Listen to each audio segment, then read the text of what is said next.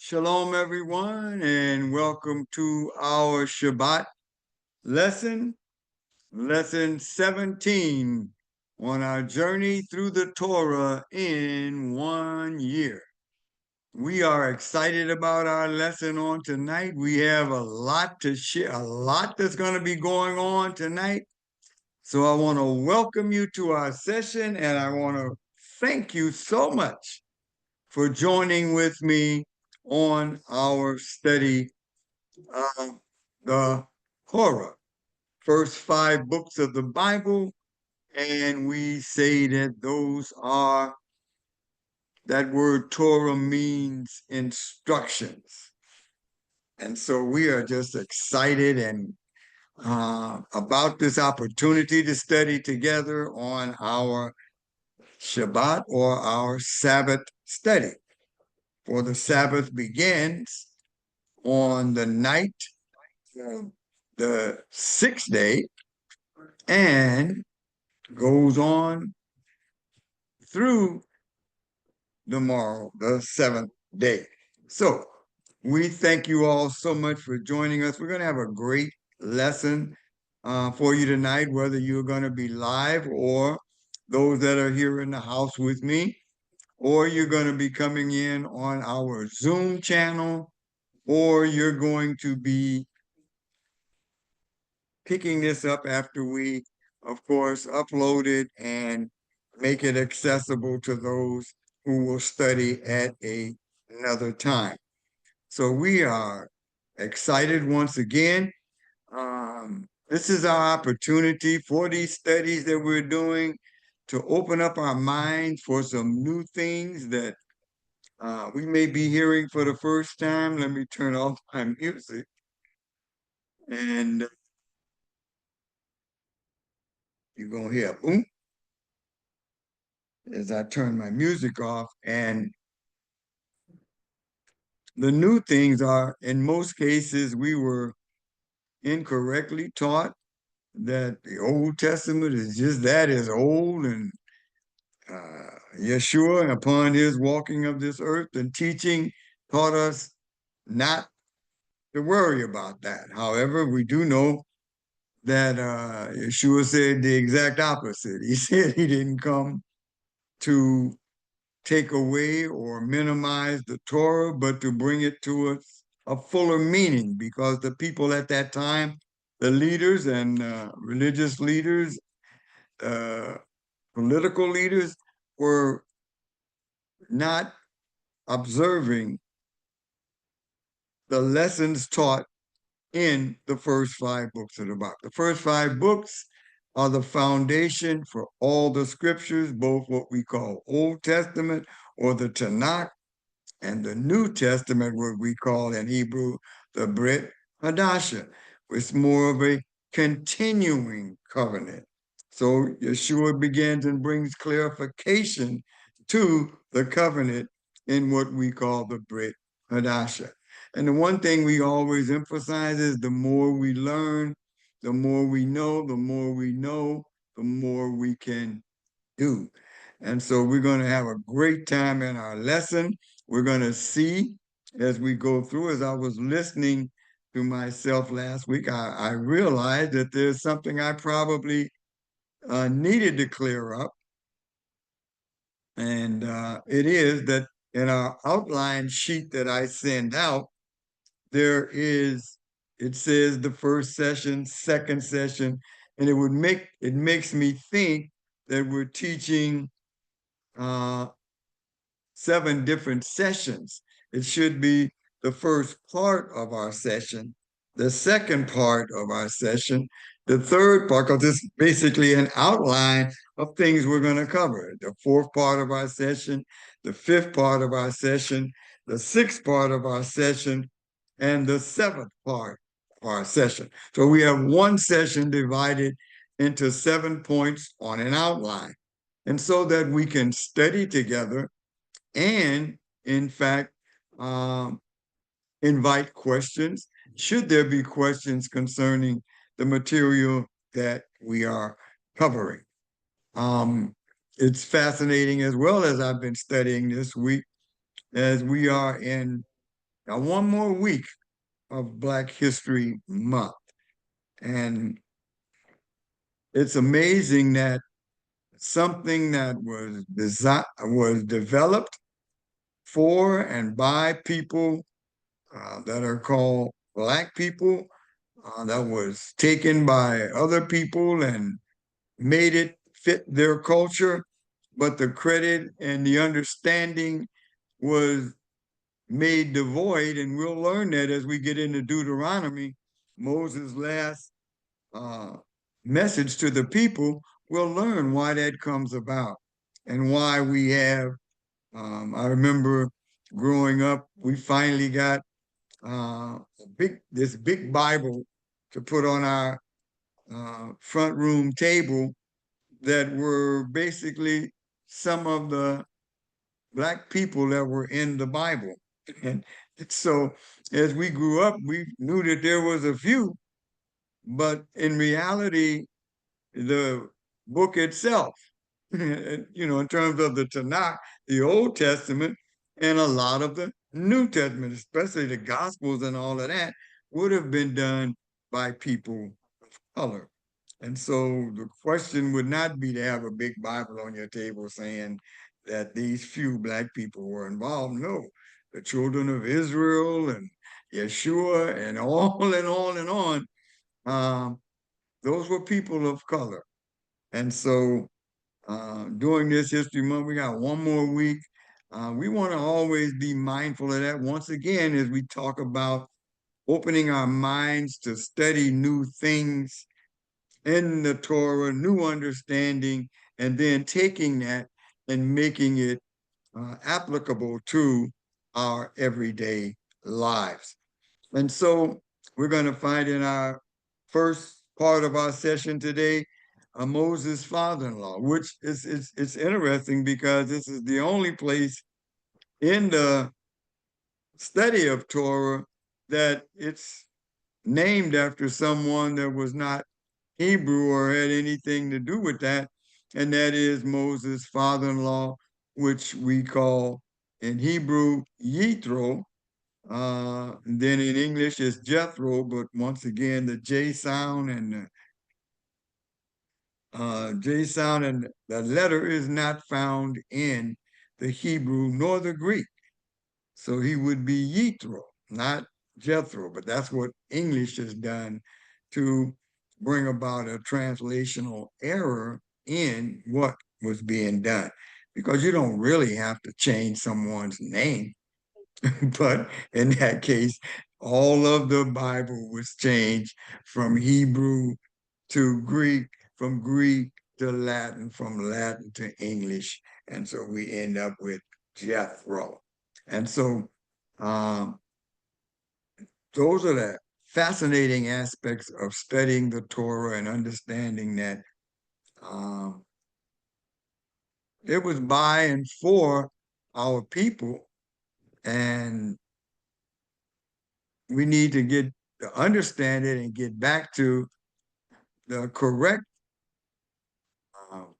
historiography of the scriptures and the fact that no, what we call the Tanakh of the Old Testament has not been done away with because it is referred to thousands of times in the Brit Hadasha and the New Testament as foundational understanding.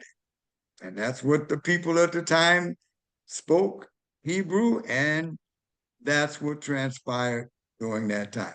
So we're going to see in our first session, first part of our session, if you look at your outline, Moses' father-in-law is going to arrive. So we'll see that this session is primarily about him, but we're also going to get what? We're going to get what is called the Ten Commandments. Once again, in translating that from Hebrew to Greek to Latin to English, the Hebrew word was davar, and davar means word. Davar means words, plural. And so it was really like 10 words, and not what we'll study next week is mishpatim, Hebrew mishpatim, which is basically commands and rules. And so this understanding of our lesson on today is fascinating because we're going to get the 10 words that were given by Jehovah. The people, all the people assembled at the base of the mountain hear the words. And we're going to see that in our lesson tonight. In our second part, Moses then sees, after having pleasantries with Yitro, his father-in-law, then he goes to handle the matters of what we call rulings and judgments based on the information that he has already been given on this journey to this place. We're going to see in the third session that Yitro is then going to acknowledge, he's going to acknowledge Jehovah, and then he's going to leave and go back to teach the people of Midian what he had learned in his sessions with Moshe. Then in our fourth part of our session, it's going to climax with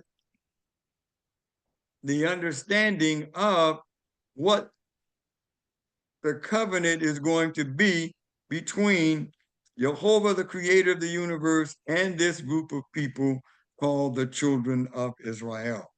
The fifth part of our session, we're going to begin to get into those basic words that were uttered by the creator. Then in our sixth part of our session, we're going to get into the completion of that. And in our seventh part of our session, then the people are going to tell Moses that the whole concept of an intermediary is played out in the seventh part of our session as the people instruct Moses they can't take what they've just experienced, and would he in fact speak with Jehovah and bring to them what Jehovah has spoken. And so that's our lesson for tonight. So let us pray and get into our study. Jehovah, All right. Elohim, we bless you today. You're not recording. And I'm hearing feedback. Mute yourself. Hodari, Yes. you're not recording. I'm not recording? I don't think so. Are you recording? I didn't hear it say record. It said it at the beginning. Let me see. Oh, it did? Yeah, I'm recording. Let me look again. Okay. Yeah, I'm sure it says that when I come on. Okay. All right. Yeah, just when want to I make come sure. on, it says that. Right. Okay. It is recording. Thank you. Thank you. But it is recording. Okay, So, sorry. Go ahead. yeah, when I first come on, it lets me know that your recording is in progress. Before I even speak, yeah, it lets me know that my recording is in progress. So I believe it is recording, but thank you anyway. So let us pray. Jehovah, our Elohim, creator of the universe, we bless you for this day. We thank you for this opportunity to come together and study your word. We are studying to show ourselves approved, workmen not ashamed of our hire, rightly dividing the words of truth. We thank you for the Ruach HaKodesh, your Holy Spirit, that comes to guide us, the very Spirit of truth coming to guide us into all understanding of your word. We bless you and praise you for all that you do. In the name of Yeshua HaMashiach, our Lord, Savior, and King, we pray. Amen. All right, so let us get to our shared screen. Our first thing we're going to look at after we get our opening page is we're going to get to that map once again and kind of show where things have evolved, because this is going to be the first Shavuot or the first Pentecost. So now they've been en route, basically 49 days, 50th day, they're going to come together and hear the words of the Creator to them. And so we want to keep that in mind as we're going. Why? Because Shavuot is the same day in the Brit Hadash or the New Testament that the apostles received the Ruach HaKodesh or the Holy Spirit. And so it's a continuation of that. And that's why we celebrate the festival of Shavuot, because that's when the original 10 words were given. The covenant was sealed by the people saying, whatever you say, we will do. So all of that transpires on this day. And so it goes and it follows that sequence, leaving Egypt on the 15th of the first month. And then they've been traveling now about 7 weeks, and they arrive at the place where we call it at Mount Horeb or Mount Sinai. Fascinating thing about that is when Moses was out tending his father-in-law's sheep, that's where he saw the burning bush. And Jehovah told Moses, he says, Moses, how will I know I'm supposed to do this? He says, when you get right back to this place and bring the people, then you will know and understand what this was all about. So it's all about what? The sealing of the covenant of Shavuot, which has been termed Pentecost, with the children of Israel. So let's get into our shared screen and find us a place to settle in. Okay.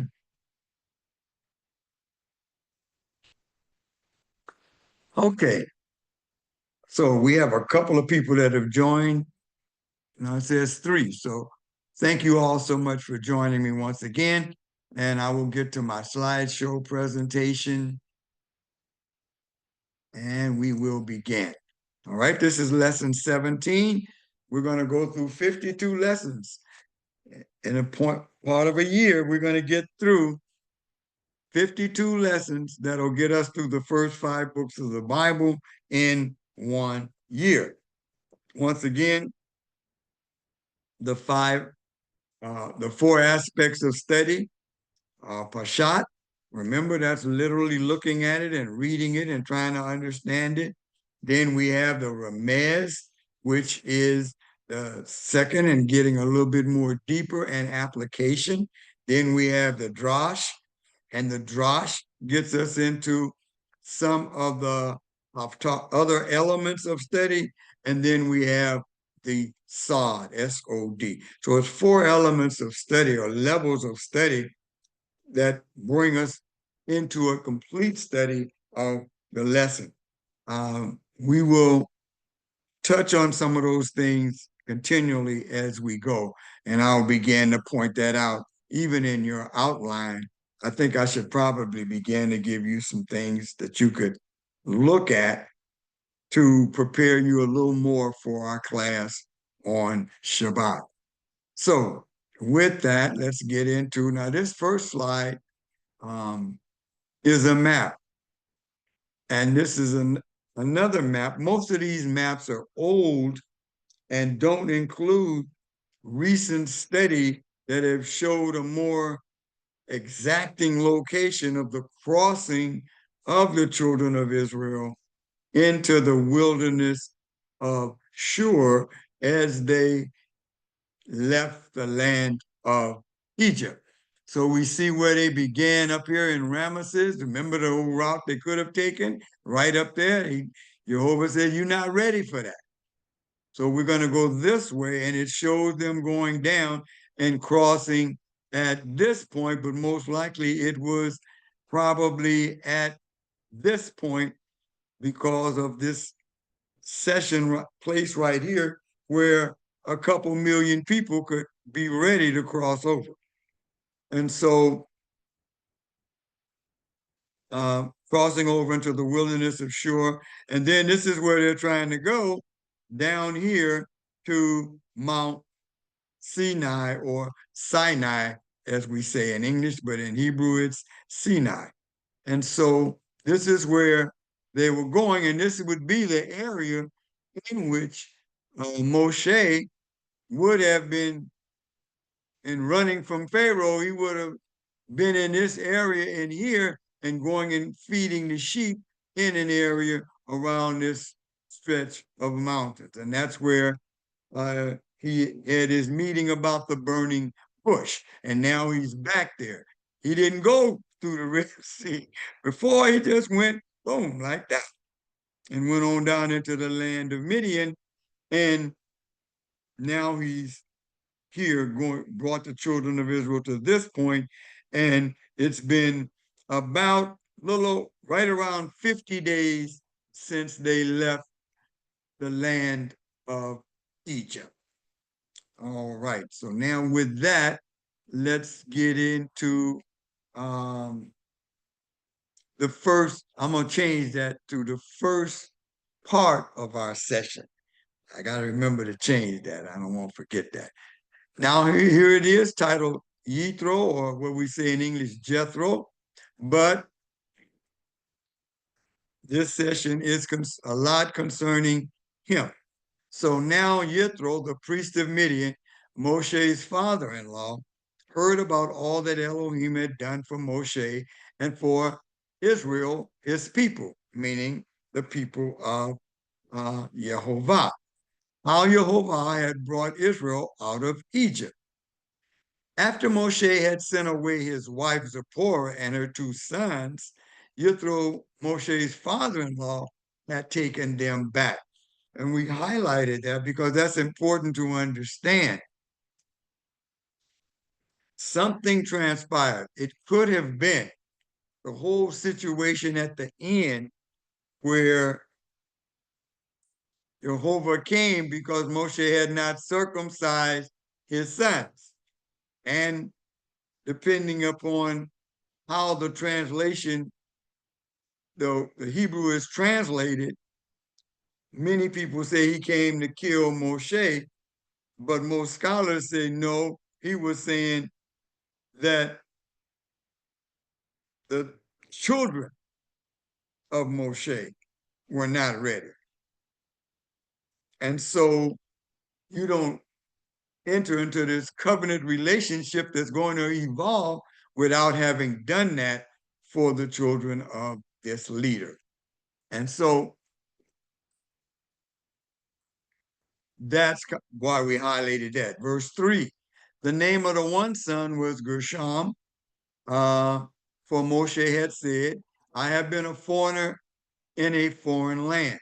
The name of the other was Eleazar, my Elohim helps, or my God helps. Because Elohim of my father, the Elohim of my father, helped me by rescuing me from Pharaoh's sword.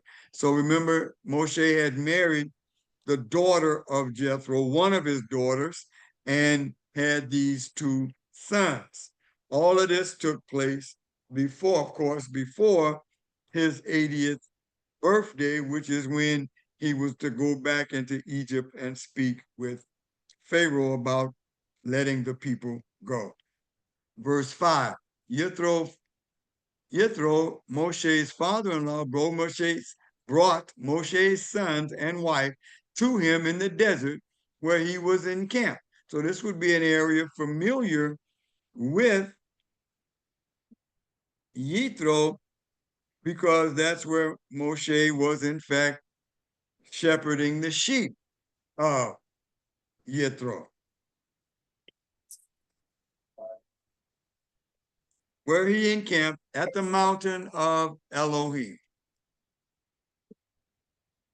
I'm sorry, things jumping in. At the mountain of Elohim where he was encamped. All right, so this mountain of Elohim is either Mount Horeb in some instances, or it's Mount Sinai or Sinai. He sent word to Moshe, I, your father-in-law, Yitro, am coming to you and your wife and her two sons. Mute yourself, Halifu, I'm hearing you. Verse 7, Moshe went out to meet his father-in-law, prostrated himself, and kissed him. Then, after inquiring of each other's welfare, they entered the tent. So they entered Moses' tent. Moses told his father-in-law all that Jehovah had done to Pharaoh and the Egyptians for Israel's sake, all the hardships they had suffered while traveling, and how Jehovah had rescued them. Yitro rejoiced over all the good that Jehovah had done for Israel by rescuing them from the Egyptians. Yitro said, now remember, Yitro was a priest. Says that right up there in verse 1. Yitro was a priest. So he worshiped various deities, but now he's heard all about this, the crossing of the Red Sea and everything else that had transpired. And he's like, okay. So he says, blessed be Jehovah, who has rescued you from the Egyptians and from Pharaoh, who has rescued the people from the harsh hand of the Egyptians. Remember, that's what Moses asked his father-in-law, that could he go back to Egypt and do. Yitro says now, verse 11, now I know that Jehovah is greater than all other gods, because he rescued those who were treated so arrogantly or badly. Verse 12, Yitro, Moshe's father-in-law, then brought a burnt offering. Remember, he is a priest, and sacrifices to Elohim, and Aaron came with all the leaders of Israel to share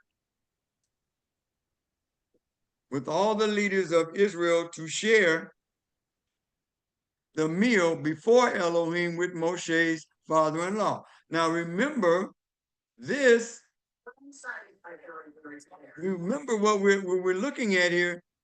They hadn't gotten the sacrificial system explanation yet from Jehovah to Moshe. They hadn't gotten that yet.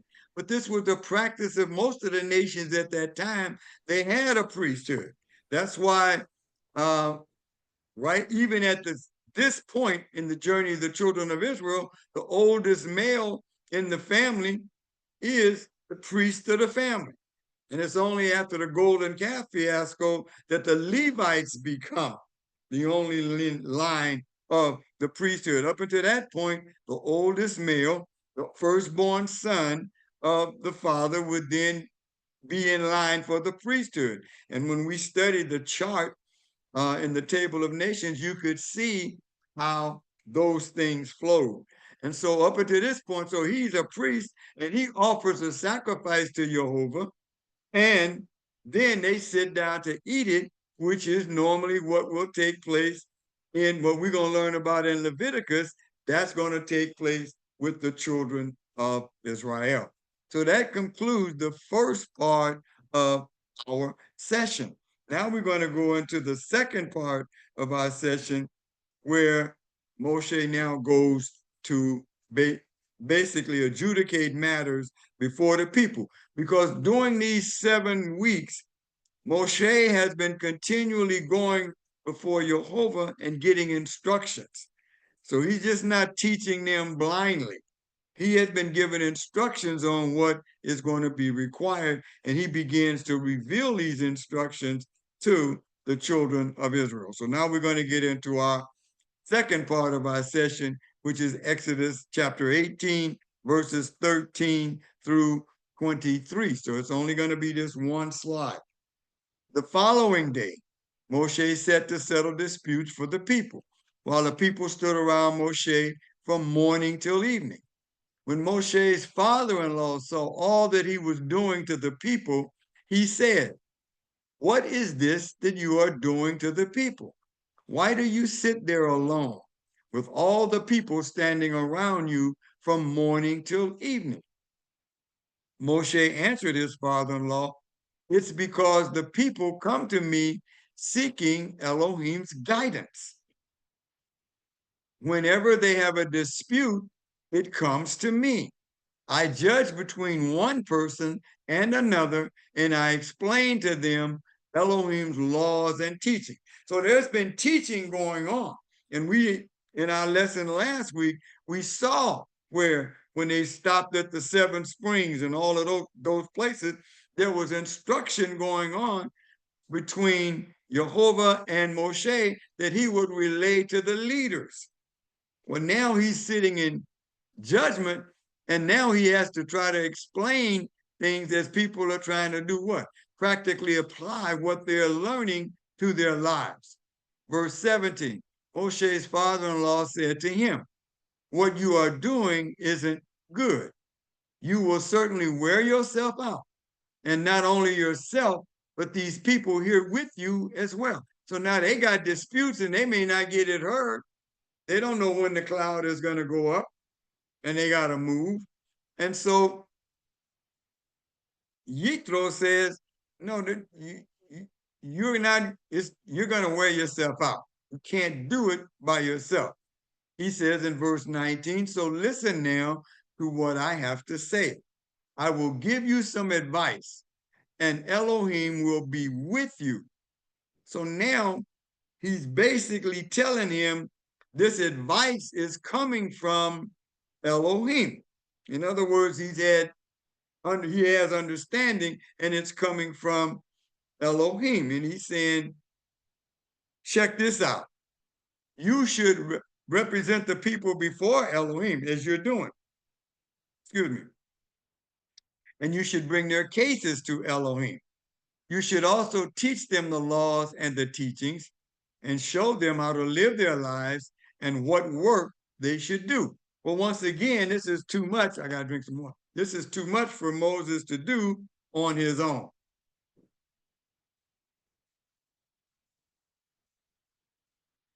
And so we get to verse 21. It says, but you should choose from among all the people competent men who are Elohim or God-fearing, honest, and incorruptible to be their leaders, in charge of thousands, hundreds, fifties, and tens. So now he's setting up a judicial system to hear these matters.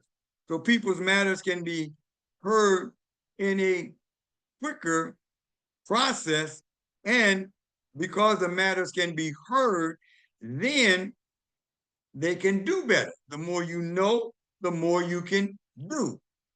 He says, normally, verse 22, they will settle the pupils' dispute. So these judges, in terms of the 10, the 50s, the hundreds, and thousands, it's like a judicial system, all the way up to the highest judge, who in fact will be Moshe. They should bring you just the difficult cases, but ordinary matters they should decide themselves. In this way, they will make it easier for you and share the load with you. If you do this, and Elohim is directing you to do it, so now I know you're going to talk to Elohim about it, but I'm telling you, this is coming from the Spirit. You will be able to endure, and all these people too will arrive at their destination peacefully. So he's saying you can't teach all of these people alone. You got to appoint leaders to teach them in smaller groups. You teach the leaders, let the leaders teach the smaller groups, and these people, the people will know that you have chosen these people to teach more concerning the rulings. And then the opposite would take place, and that is when there's a question too hard for them, and they bring that to Moshe. We're going to see where throughout the journey of the children of Israel, Moshe, if he had not already learned that teaching, would go directly to Jehovah and ask in the place called the tent of meeting and ask what should be done. So it wasn't anything done off the top of anybody's head per se. It was all done based on the teachings. And so that's the same thing we have with all the scriptures, and that's why we say Torah is foundational. Because if you don't understand Torah, then the foundation for everything else that is taught and read about during the rest of the scriptures, you're going to be slack in your understanding. And that's what has been the problem with us until this part. Now, we're going to get into the third part of our session, which will be from Exodus verses 24 through 27. It's only 3 verses. I'm not quite sure why my lesson plan was broken up into 2, but it says Jethro going to return once this has been accomplished. Jethro leaves. We're going to find out later that other things happened between the time that Jethro left and this particular situation that Moses instituted. Other things happened, but Yitro wants to get back and teach the people about what he has learned. Because he's already said this, what has been accomplished hasn't been done. I don't know of any Elohim that does that. Remember, Elohim is the Hebrew word for God, the now God. All right. And so he doesn't know of any other Elohim that could accomplish all the things that Moses has explained to him. And so then he gives a sacrifice to Jehovah, and they share in, which is what the sacrificial system did in most cases, they share in the food from the sacrifice. So with that, we're going to get into our 3rd session. After that, I'll go and see if we have any questions. Moshe paid attention to his father-in-law's counsel and did everything he said. Moshe chose competent men from all Israel and made them heads over the people, in charge of thousands, hundreds, fifties, and tens. As a general rule, verse 26, they settled the people's disputes. The difficult cases they brought to Moshe, but every simple matter they decided themselves. So this whole process was taught to these leaders, which were in most cases probably leaders among the various tribes anyway. But this whole situation was then relayed to the people through the leaders. And so the people understood that they were making rulings based on the information that they had learned from Moshe, that he had learned from Jehovah.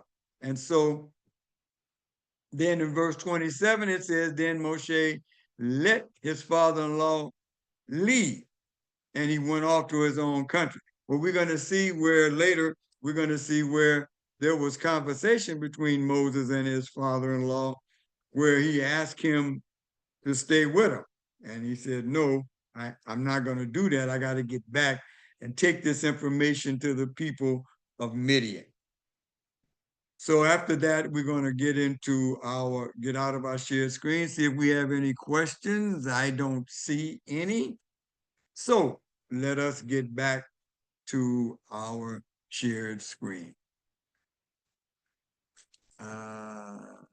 Should be here. Yeah, okay. So let's get back. Now we're going to go on to the 4th part of our sessions, and we're going to be in Exodus chapter 19 now, and we're going to go through verses 1 through 6. And now it's going to start talking about dates. Remember, you want to follow dates because that gives you a better understanding of sequence and how things went. So we're going to get into the 4th part of our session, where it says, chapter 19, verses 1 through 6. Verse 1 says, in the 3rd month, after the people of Israel had left the land of Egypt. Remember, they didn't leave until the 15th of the 1st month. So the 15th of the 2nd month would be 30 days. So then you get into the 15th of the 3rd month, you would get into 60 days. So if you go back now to take 10 days off of that, and you get to what? You get to 50 days after Passover. Well, we know that the whole Passover concept is based on what we understand is the 15th of the 1st month is when the animal was sacrificed. The night of the 14th, when the animal was sacrificed, would become the first day, the 15th. And so the 15th is when they left. Well, when you celebrate from Passover to Shavuot or Pentecost, when you do that, it's based on that 50-day period after the first sheaf is looked at and seen pop up and weighed. And so that is why Pentecost, which we learned about, of course, in the Brit Hadasha, the New Testament, follows what took place on Passover. That's why we celebrate Passover. And from Passover, we go 50 days to Pentecost or Shavuot. And most of us in the churches that we're in, we don't celebrate, or you don't celebrate Pentecost. We're celebrating something else. But we're going to learn to do, and so that as we learn, we can do more. So it's in the third month, after the people of Israel had left the land of Egypt, that would give us the 50 days. The same day they came to the Sinai Desert or Sinai Desert, after setting out from Rephidim and arriving at the Sinai Desert. They set up camp in the desert, there in front of the mountain. Israel set up camp. Moshe went up to Elohim, and Jehovah called to him from the mountain. Here is what you ought to say to the household of Yaakov or Jacob, to tell the people of Israel. You have seen what I did to the Egyptians, and how I carried you on eagle's wings and brought you to myself. Verse 5. Now, if you will pay a careful attention to what I say and keep my covenant. So now he's going to make a covenant with the children of Israel to be, he's going to explain, then you will be my own treasure from among all the people. So I'm going to make a covenant with you. Remember, a covenant is sealed by the promise of the promisor and the other person that's becoming a part of the covenant, and deaf to the one who violates. He says, for all the earth is mine. So this is something that is designed for all the earth. Everyone should do this. However, this particular treasure is going to be the ones that are responsible for teaching the rest of mankind. Verse 6, and you will be a kingdom of Kohanim or priests for me. So the whole nation was to be what? A nation of priests, because they were to teach all mankind what they are being taught here at Mount Sinai or Sinai. These are the words you ought to speak to the people of Israel. So Jehovah tells Moses, come up on the mountain. They have a discussion. Moses goes back down from the mountain, and he's going to tell the people the words that Jehovah has spoken to him. The fifth part of our session goes from chapter 19, verses 7 through 19. And those are going to be 2 slides because we couldn't get all those verses on 1 slide. So we're going to be in Exodus 19, verses 7 through 19. Moshe came, some of the leaders of the people, and presented them with all these words, which Jehovah had ordered him to say. All the people answered as one. Everything Jehovah has said, we will do. So now they're accepting the covenant. Jehovah says, you're going to come, we're going to meet together, and I'm going to explain to you the rules of the covenant. And if you do what I tell you, then you're going to be my own special treasure to give to mankind. The leaders are telling them, hey, whatever Jehovah has said, we will do. So they're agreeing to this covenant. Moshe reported the words of the people to Jehovah. Jehovah said to Moshe, see, I am coming to you in a thick cloud, so that the people will be able to hear when I speak with you, and also to trust in you forever. This is very important for us to look at, and that's why we highlight it, because the whole concept of the tent of meeting and the Shekinah glory going there, Jehovah is explaining to Moses, this is why I'm doing that. Why? Because Jehovah know the people going to get scared and don't want to hear him no more. But they still need to trust that everything that Moshe is telling them comes from Jehovah. And so Jehovah tells them right now, this is why.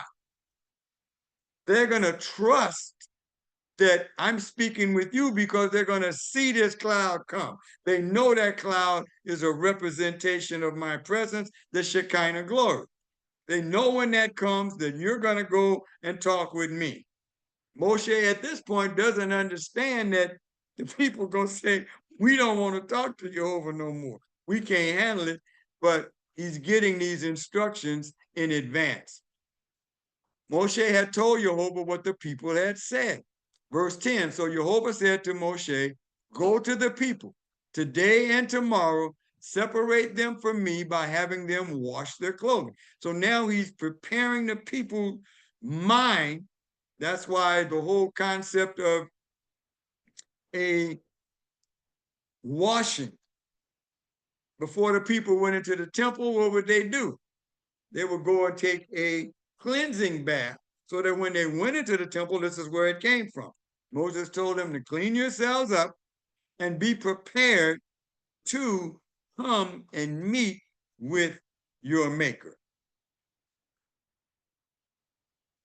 For on the third day, Jehovah will come down on Mount Sinai or Sinai before the eyes of all the people. So once again, we're going to see this cloud representing Jehovah, which we'll learn as we go through is basically the angel of Jehovah will come down on Mount Sinai before the eyes of all the people. So they're going to see this cloud descend.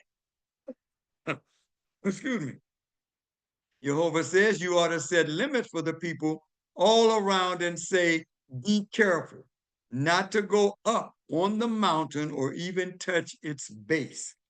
Whoever touches the mountain will surely be put to death. So now he's going to say, Moses is going to set guards around the base of the mountain, especially around the area that he's going up, so the people won't mess up. They're not supposed to. Jehovah says, don't let them come. He goes on to say, whoever touches the mountain will surely be put to death. Verse 13, no hand is to touch him, for he must be stoned or shot by arrows. Neither animal nor human will be allowed to live. When the shofar sounds, they may go up on the mountain. So now he's saying, when you start hearing the shofar, I'm settling in on this mountain, then you can bring them even closer. Verse 14, Moshe went down from the mountain to the people and separated the people for Elohim, and they washed their clothing. He said to the people, prepare for the third day and don't approach a woman. In other words, during these 3 days, they were not to have any sex. They were supposed to be dedicating this time for preparation to meet Jehovah at the base of the mountain. And we end the fifth session on verse 16 through 19. On the morning of the third day, there was thunder, lightning, a thick cloud on the mountain. Then a shofar blast sounded so loudly that all the people in the camp trembled. Moshe brought the people out of the camp to meet Elohim, which he was instructed to do. They stood near the base of it, but they didn't come too close to the base of the mountain. Mount Sinai was enveloped in smoke because Jehovah descended on it in fire. Its smoke went up like the smoke from a furnace, and the whole mountain shook violently. So there was an earthquake. As the sound of the shofar grew louder and louder, Moshe spoke, and Elohim answered him with a voice. And so Moshe is saying the people are ready. Okay, we are here. to hear what you have to say. Now, prior to this, they have not heard this voice. Moses is hearing it in prayer. But now they're getting ready to hear a voice. We get into our sixth session where they're going to hear the voice of Jehovah. And remember the word, we have 10 commandments, but that word is devar, which is basically words. So they heard 10 words. Now we're in Exodus, sixth session, Exodus chapter 19, verse 20, all the way to chapter 20, verse 14. Starting with verse 20, Jehovah came down onto Mount Sinai to the top of the mountain. Then Jehovah called Moshe up to the top of the mountain, and Moshe went up. Jehovah said to Moshe, go down and warn the people not to force their way through to Jehovah to see him. If they do, many of them will perish. Even the priests, the Kohanim, who are allowed to approach Jehovah. Now, this is future. Remember, these were going to be all of the firstborn were going to be the priests. And they are going to be allowed to approach Jehovah, but they must keep themselves separate. In other words, there's going to be a ritual for the priest to take care of before they approach Jehovah. And they better not violate it. Otherwise, Jehovah may break out against them. We're going to see that transpire with the sons of Aaron who brought strange fire. In other words, they didn't keep themselves in the manner in which Jehovah instructed them. And so these priests were killed. Verse 23, Moshe said to Jehovah, the people can't come up to Mount Sinai because you ordered us to set limits around the mountain and separate it. But Jehovah answered him, go get down. So now the creator of the universe knows what's in the minds of these people. And he's telling Moses, look, they are going to try, and if when they do, I'm going to destroy them. So he says, go get down. Then you can come back up, you and Aaron with you. But don't let the priests, now these priests are all of the firstborn, the males, the fathers or their firstborn son. And the people force their way through to come up to Jehovah, or he will break out against them. So Moshe went down to the people and told them. So he's telling them, look, when you hear this, when you experience this, don't try to come up. Me and Aaron going up, but don't you try to come up. Chapter 20, verse 1, then Elohim said all these words. Once again, that's Devar. I am Jehovah your Elohim, who brought you out of the land of Egypt, out of the abode of slavery. You are to have no other gods before me. You are not to make for yourself the carved image or any kind of representation of anything in heaven above, on the earth beneath, or in the water below the shoreline. So now he's told them you not to do these things. One, that's who I am. Second, you ought to have no other gods before you. We go on. You are not to bow down to them or serve them. For I, Jehovah, your Elohim, am a jealous Elohim, punishing the children for the sins of the parents to the third and fourth generation of those who hate me. Now, if you look in the book of Ezekiel, he explains what is meant by this, and Moses will understand more later what is meant by punishing the children for the sins of the parents. It's explained in the book of Ezekiel what that meant, because Ezekiel was going back to tell the children of Israel that had been taken into captivity into Babylon more instructions on why they had been taken into captivity. So he basically explains to him that what happens is when you disobey Jehovah and bring other gods before, then he steps back and your children will do what you do.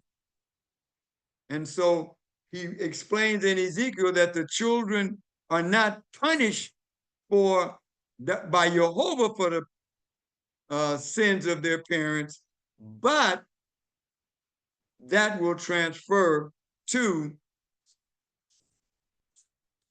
the children through the behavior of the parents. I got to get to the right page because my screen is not big enough for what I put up there. So let me get to where I am. Okay, now I can read it. All right. So verse 5, he says, you are not to bow down to them or serve them. And he talks about that. Verse 6, he says, but I display grace to the 1,000th generation of those who love me and obey my mitzvot. That word means commands. So commands, rulings, mitzvot or mishpatim. He goes on to say, you are not to use lightly. So this will be number 3. You are not to use the name of Jehovah your Elohim, because Jehovah will not leave unpunished someone who uses his name lightly. Now, this basically is not some of the crazy stuff we do in our culture with the name of the Creator or the name of Yeshua, but it basically means when it says use lightly, you don't make a vow in the name of Jehovah or say something in the name of Jehovah that's not true, because you will be punished by Jehovah for doing that. Then we get to the 4th command. Remember the day Shabbat, to set it apart for Elohim. Remember the day Shabbat, to set it apart for Elohim. Don't make up a Shabbat. Remember the day Shabbat, which means rest, day of rest. Shabbat means rest. He says you have 6 days to labor and do all your work. But the 7th day is a Shabbat for Jehovah, your Elohim. On it, you are not to do any kind of work. Not you, your son or your daughter, not your male or female slave. Then that slave would be more like an indentured servant, not your livestock, and not the foreigner staying with you inside the gates to your property. So in your property, it's a Shabbat. Ever go to Israel, remember, the only ones who don't recognize the Shabbat is Christians, but the Muslims and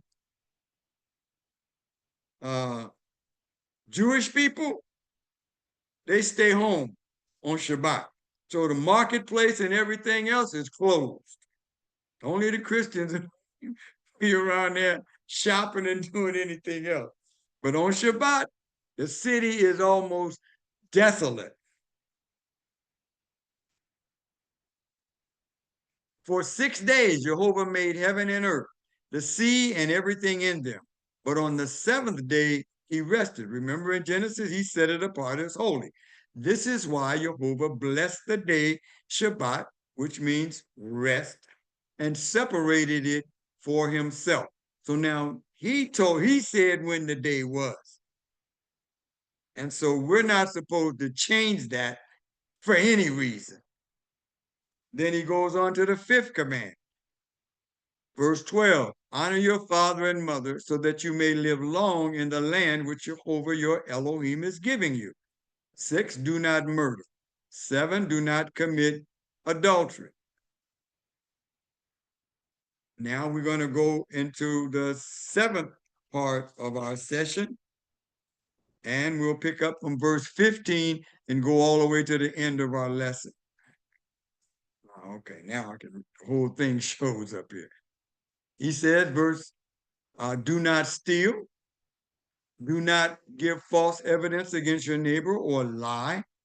And do not covet your neighbor's house. Do not cover your neighbor's wife, his male or female indentured servant, his ox, his donkey, or anything that belongs to your neighbor. So you're not supposed to have an insatiable desire to have what your neighbor has, because that's going to lead you to sin. That basically are the 10 words and then explanation that was given by Moshe to the people that they heard.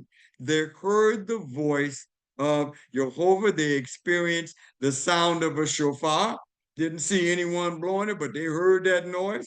They heard thunder. So it wasn't thunder that they heard and thought was a shofar. They heard both the shofar and thunder. They saw the difference between that. They saw lightning, the sound of the shofar, and the mountain smoking. When the people saw it, they trembled, standing at a distance. They said to Moshe, "You speak with us, and we will listen. But don't let Elohim speak with us, or we will die."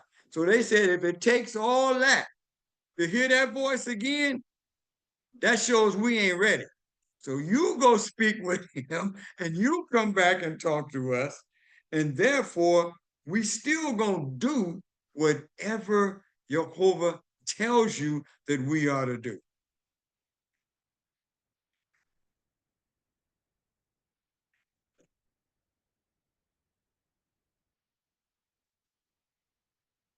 Jehovah said to verse 22, Jehovah said to Moshe, "Here is what you ought to say to the people of Israel." So now that they don't want to hear that, they're asking for an intermediary. You go and intercede on our behalf. Now they've already said whatever Jehovah says, we will do. So we're going to keep the covenant, and the 10 words signify what is expected of us. And now it's going to be explained to us even more, but this is how we're going to establish this covenant relationship with Jehovah, the creator of the universe. Jehovah says to him, verse 22, "Here is what you ought to say to the people of Israel. You yourselves have seen that I spoke with you from heaven. You are not to make with me gods of silver, nor are you to make gods of gold for yourself." So he's telling them in advance, the golden calf is still coming, but he's already told them that violates the covenant. "For me, you need make only an altar of earth.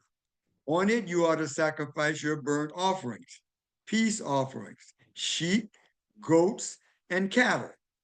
In every place where I cause my name to be mentioned, I will come to you and bless you.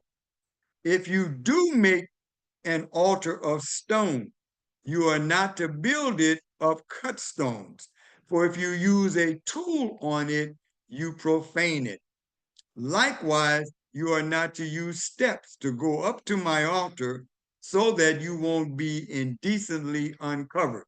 Now, most scholars will say that verse 26 was probably added by later, because it's only after the building of the tabernacle that a ramp was made for the priest to go up and offer the sacrifices.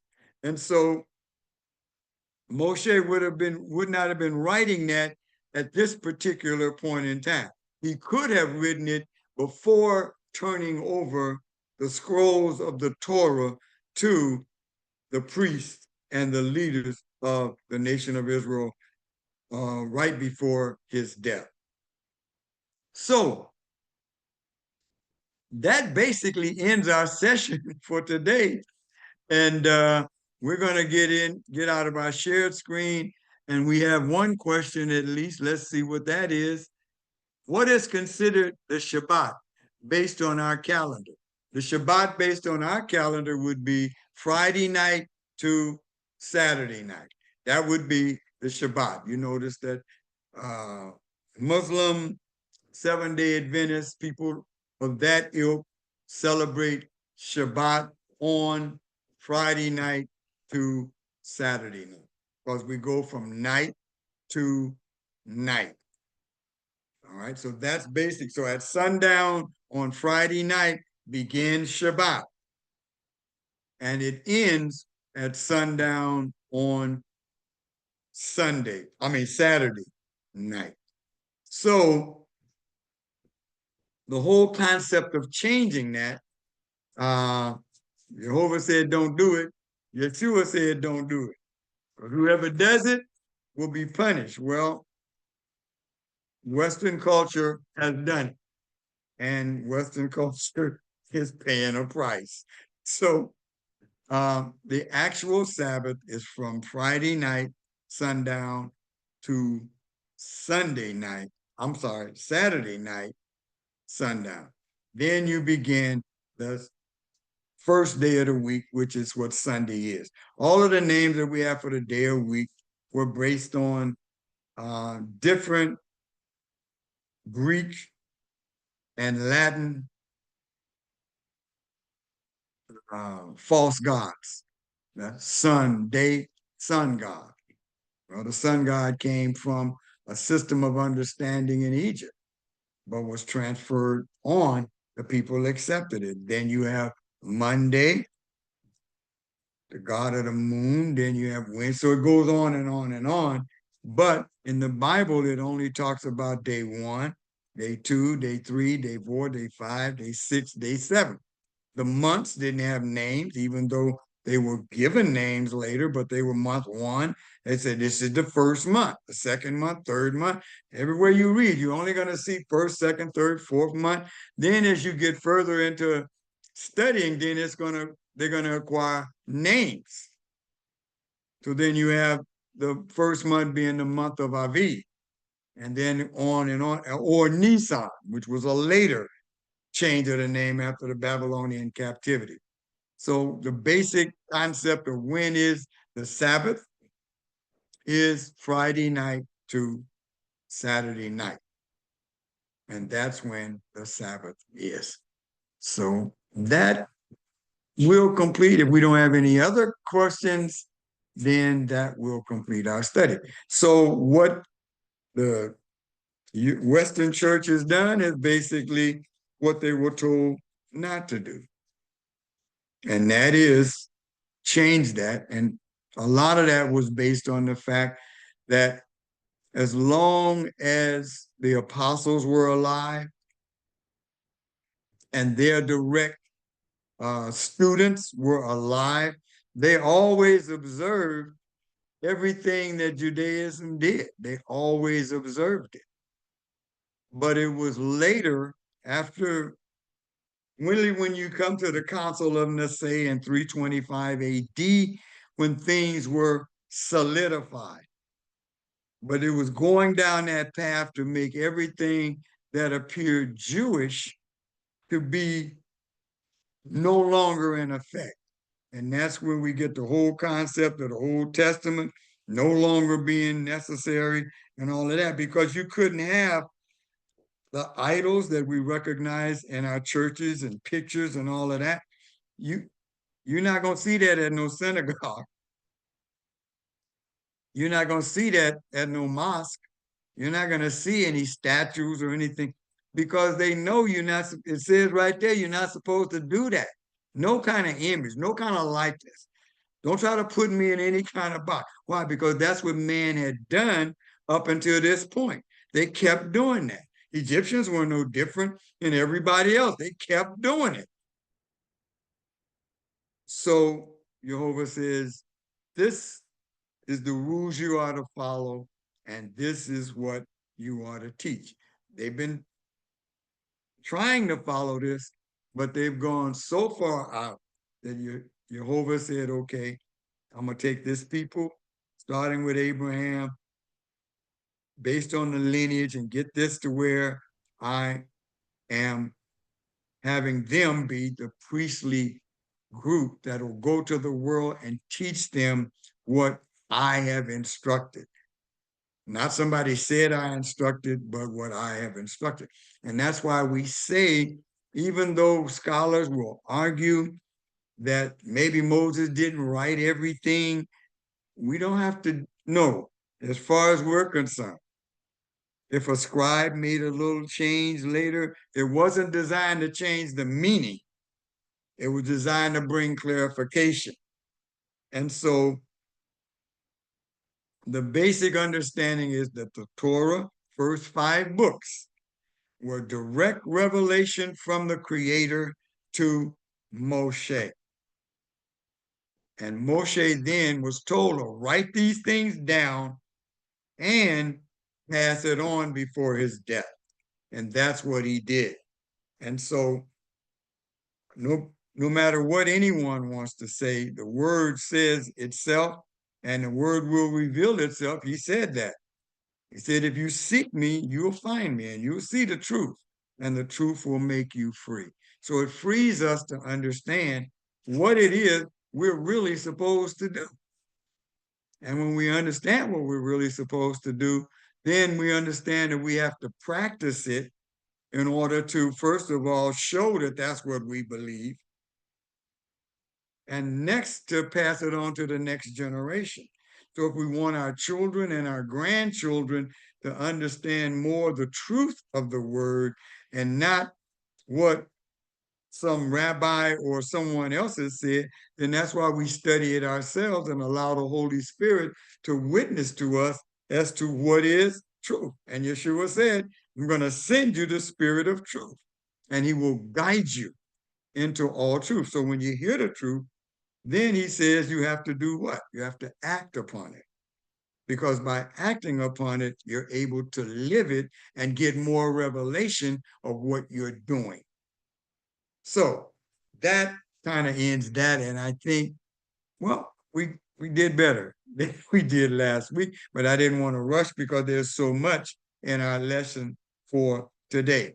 So if you don't have any more questions, then we will do the priestly blessing. And next week from Mishpatim, lesson 18, where more understanding of the commands and the rulings are going to be presented. Excuse me. Gotta drink one more time and then we'll do the priestly blessing.